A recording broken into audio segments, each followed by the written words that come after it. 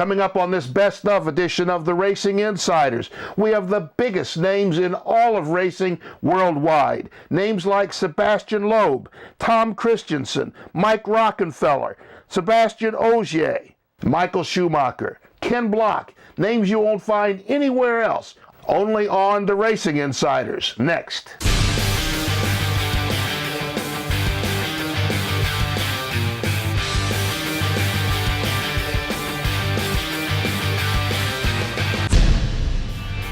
Welcome back to the Racing Insiders, this best of edition during the holidays.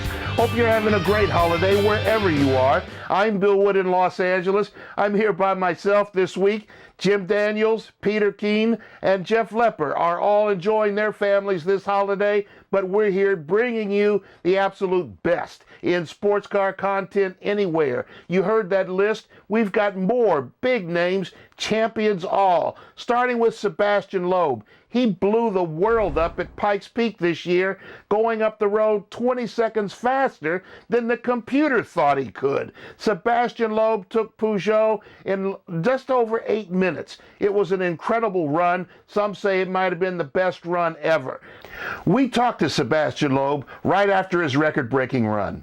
It was really good. For sure, it was a lot of pressure on the start because, it's all the work of the team behind this project, and now I'm the only one who can make a mistake or break it. So it was a pressure, but since the start of the test, the feeling with the car is really good. So I was concentrated on my drive. I had a very good drive, no mistakes, pushing hard, good feeling. So for sure, I'm really satisfied to reach the top at first without any mistake, and I think the time is really good. Rhys Millen was the king of the mountain. In fact, it was his record that Sebastien Loeb broke. We talked to Rhys Millen right after the run. You know, as the cards were stacking out today, for us, the goal was to get second, and we achieved that. The car's in one piece. It ran as good as I could have expected. The times that we were exceeded were exactly what we were aiming for a year ago when we developed this car. So all in all, I'm so proud of the team. Now let's get off that mountain and go to a man who climbed the mountain in DTM this year, Mike Rockenfeller. What a splendid season he had. We talked to Mike Rockenfeller after he won the DTM championship for Audi. I would say we were fighting for that, we were hoping and aiming for it, and now finally we made it. It's one race before the end. We can be proud of ourselves. Everybody in the team, Phoenix, Audi, myself, the sponsor, Scheffler, it's great, for them as well. So great day, and we should celebrate it. Let's go to the World Rally Championship. Volkswagen came in and changed the paradigm. They won everything, won the Manufacturers' Championship in the WRC their first year back, thanks to Sebastian Ogier, the driver, who won the Drivers' Championship, and Jost Capito, the man who runs the entire program. The Racing Insiders talked with them after their championship run. Yeah, I think I will have to say You're Crazy is the first one. Give us a bit of time to learn, to improve, but yeah, it's amazing what we achieved together with Volkswagen this year. Once again, big congrats to all the team, because it's amazing to build a car in such a short time and a strong and fast car. So yeah, very proud of them. I think to finish the season with the second double victory, double in a row, and with the best result ever with 1, 2, and 5 is absolutely outstanding, and I think it sums the season up. So it really shows that the success we had in the beginning of the season was not luck. We had some luck, but it seems that we turned this luck in really consistent success, and we could dominate the World Championship in the first year of the team and of the Polo WRC, and all the drivers and the team have done an outstanding job, and I think the success is very much deserved.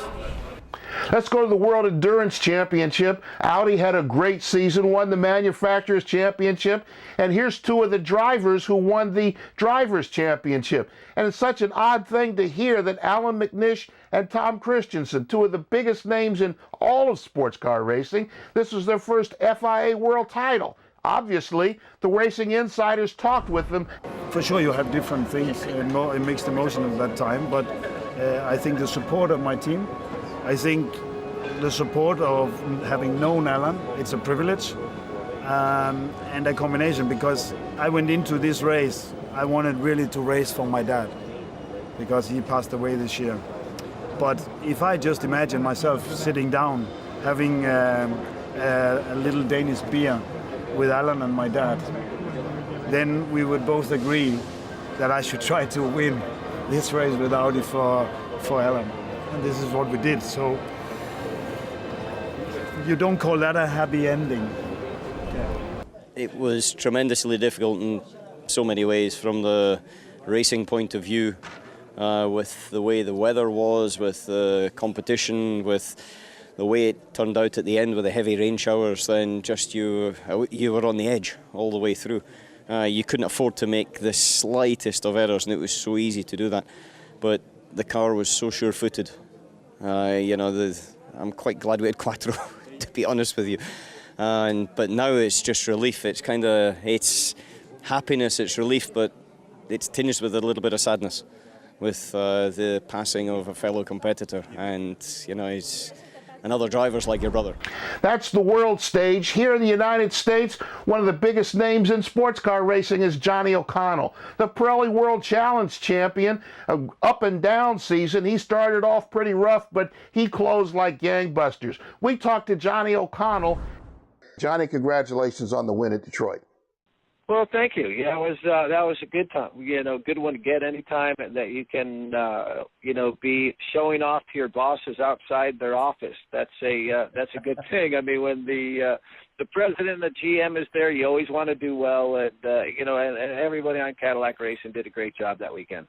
And that has to do with getting the money for next year, I would imagine, so you could be the 2013 and 2014 champion.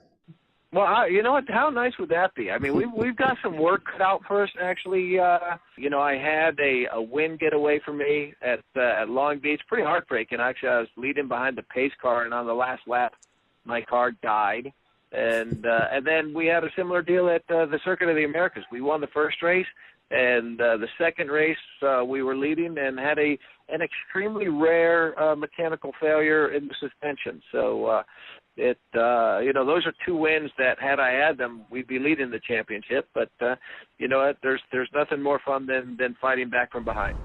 We're just rolling. We're halfway through the show right now. We've got names like Ken Block, Tanner Foust, and that biggest name of all, Michael Schumacher. That's still coming next on the Racing Insiders.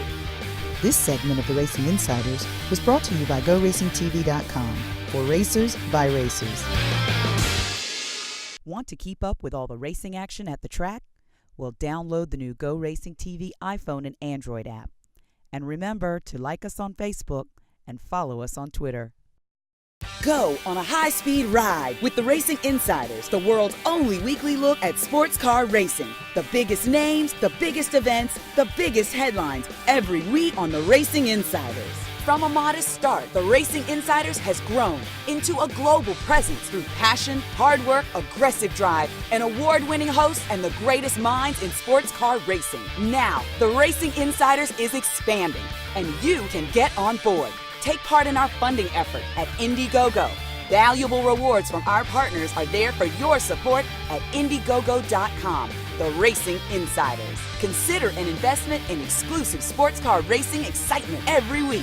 Get behind the wheel, drive exclusive racing content you want and can't find anywhere else. The Racing Insiders. Make an investment in your passion.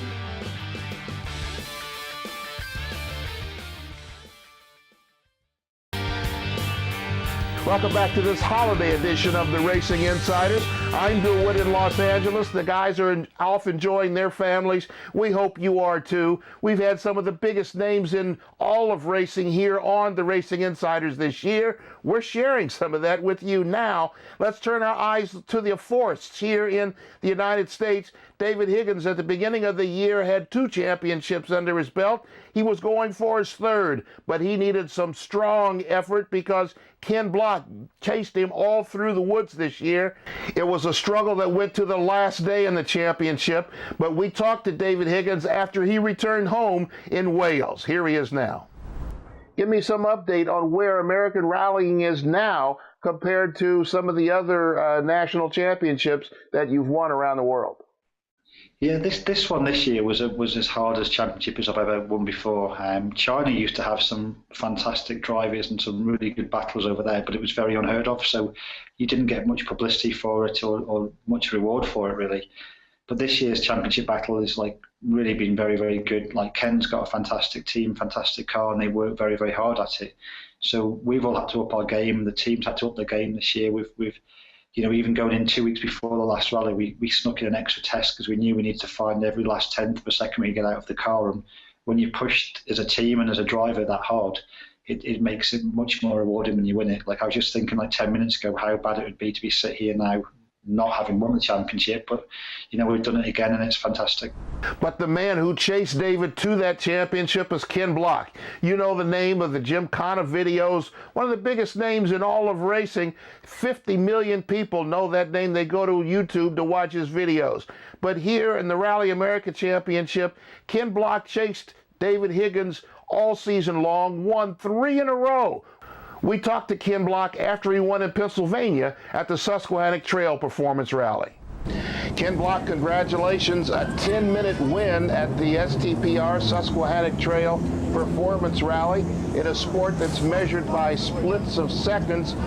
That's a huge win. Congratulations.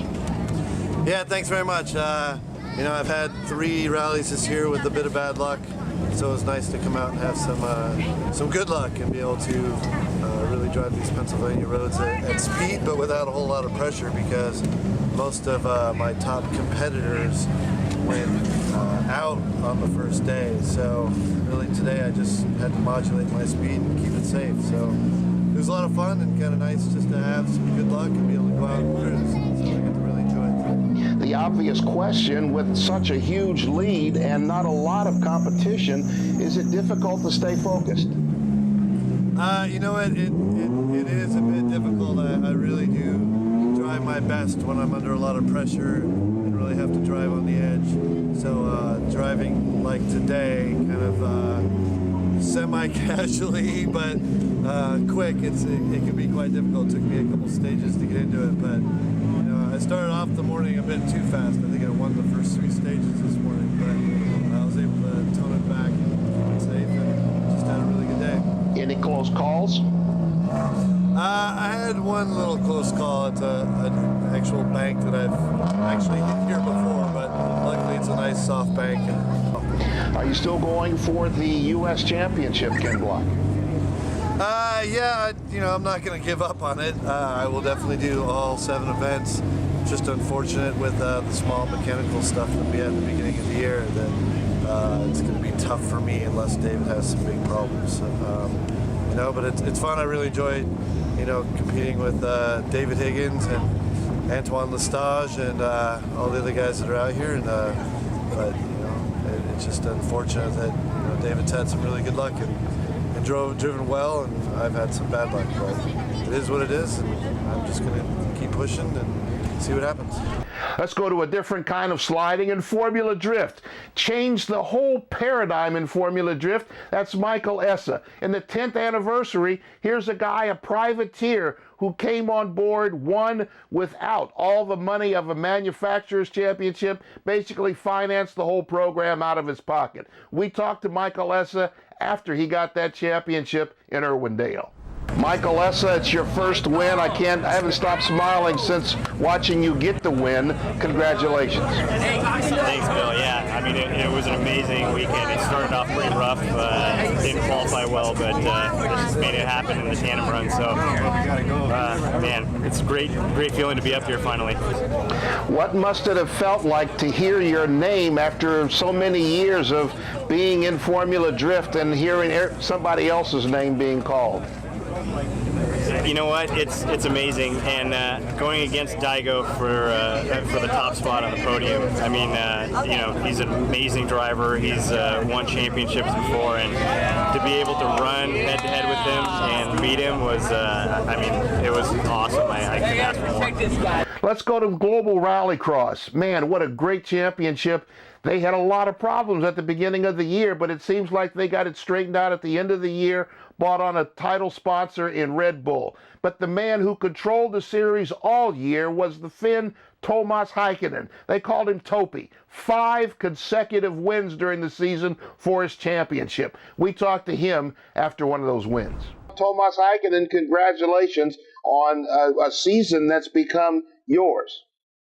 Yeah, thanks so much, and I'm so happy right now and really enjoy what I've done. But you started in the second row, and it seems like the further back you start, the faster you're going to be when you get to the first turn. The first turn is the most important in Rallycross. How did you get from the second row to the lead in just 2 turns? Yeah, I a little bit struggling on the heats. I drove like with Thunder and with Ken Flock and with the Brian on the heat, and it was so tough for us driving together. And you know, it's a rallycross and everything can happen. But on the final, we start on the second row. I get a good start on the grid, and on the first corner, I choose the inside lane, and I saw like a block give me a little space there, and I just take it, and it was the key for yesterday. The season is far from over. You still have, 2-3 events left. Can you get the championship? Yeah, that's true, but in case we have to still take the race by race, and we have to concentrate really much, and we have to work harder. Because you know it's motorsport and everything can happen. You can break your engine or something like this. But in case, I'm happy right now and really enjoy. The man who started the season with all the headlines was Tanner Foust, a 2-time defending champion in Global Rallycross, but it took him 3 events to get to turn 2. All the melee, all the confusion, all the crashes that happened in turn 1, he was one of the ones who suffered the most. But we were able to talk to him at X Games at Irwindale, get an idea how tough this season was for him. You're 2-time Global Rallycross champion. Can you get the 3rd one this year? Can you catch your teammate Topi? Topi's got off to a good start. He's had a hole open for him in 3 starts in first corners, and I've gotten, unfortunately, the door shut. And you didn't get to turn 2 until the 3rd round or something, did you? Yeah, it's taken many runs to get to turn 2.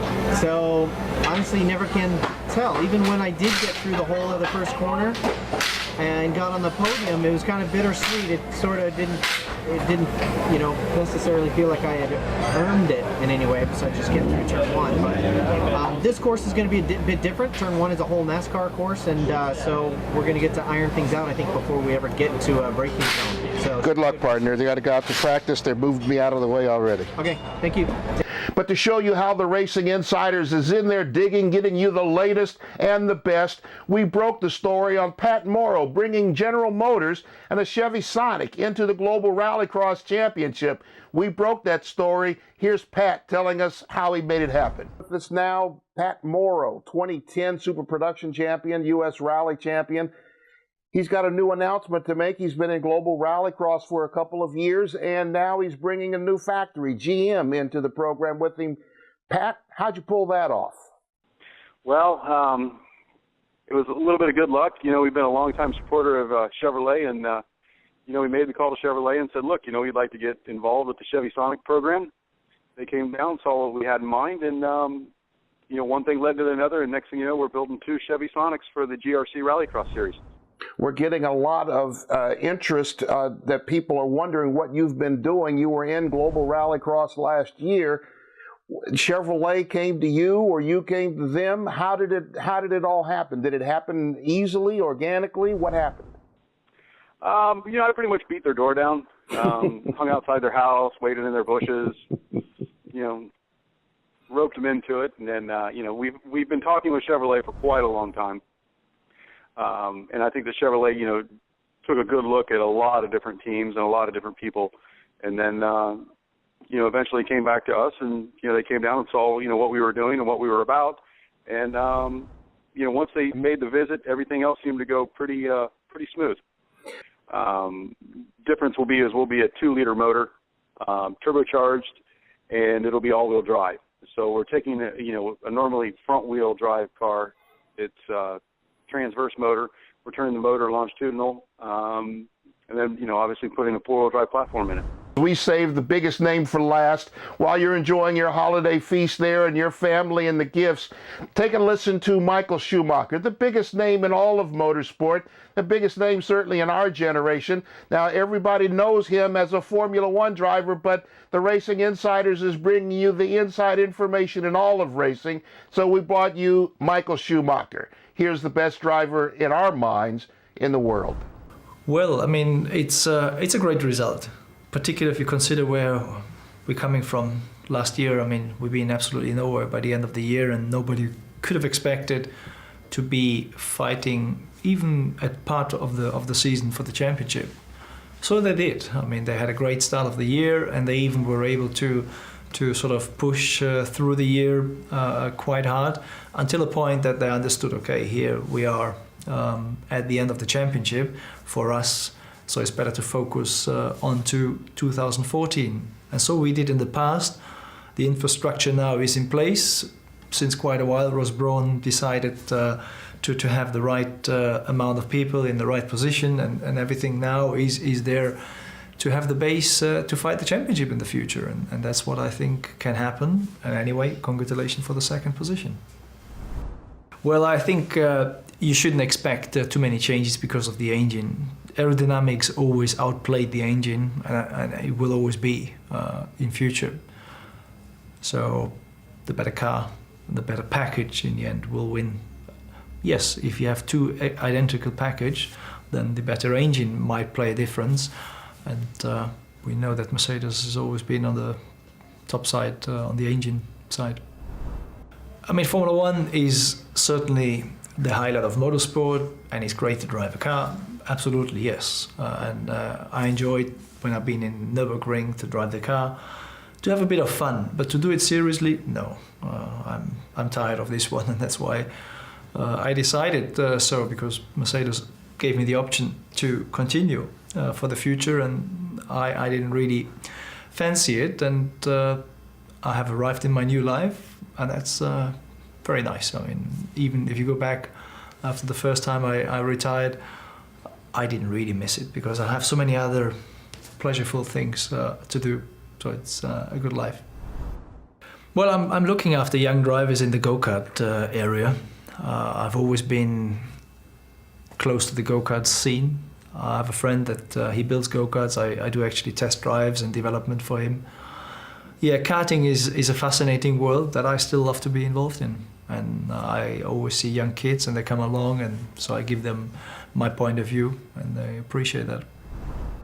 There you have it, a cross-section of the biggest names in all of racing this season in 2013, and the Racing Insiders brought it to you. We had Sebastien Loeb, Tom Christensen, Ken Block, and Michael Schumacher. The whole gamut, the best drivers anywhere, and you heard them on the Racing Insiders. Want to thank you for your support this year. Without you, none of this would have been possible. You helped us grow from one network in the United States to a network in the United Kingdom and a network in New Zealand. We appreciate your support. We look forward to that support in 2014. Until next year, I'm Bill Wood for all the gang here at the Racing Insiders, including our producer Errol Tucker. Want to thank you. Have a great holiday, a safe holiday. Take care of each other, respect each other.